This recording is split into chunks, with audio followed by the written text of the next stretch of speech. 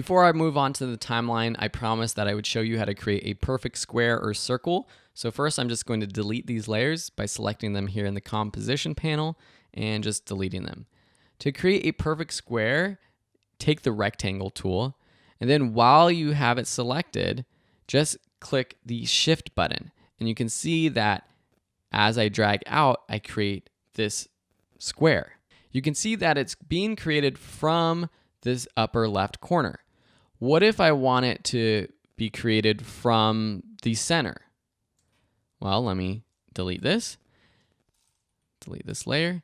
Now with the same tool selected, if I click and then I hold shift and then I hold command, which on a PC would be the control button, you can see that it creates and it grows from the center, from where I clicked.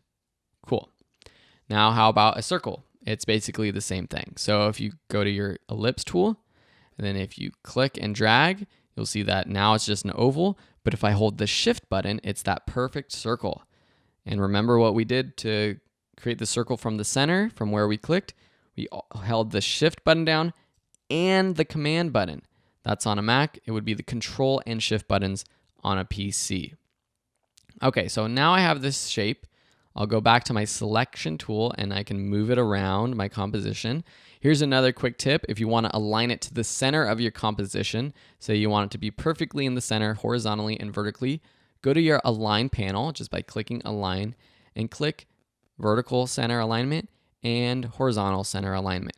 These buttons right here allow you to adjust where your layer is according to your composition. Now, how do we change the color of our shapes? Well, there's this fill button up here. So with this shape layer selected, I can click the fill color right here and I can now change it.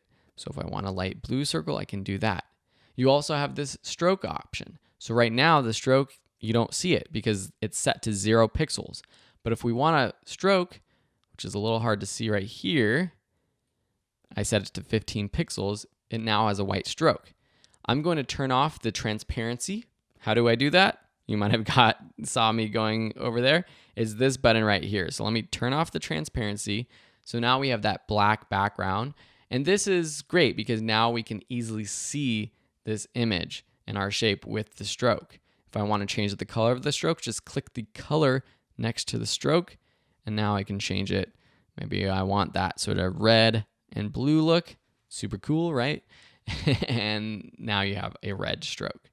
So those are just some basic things to know about using the shape tool, how to align layers to the center. And now in the next lesson, we're going to be going over more of the options down here in our timeline.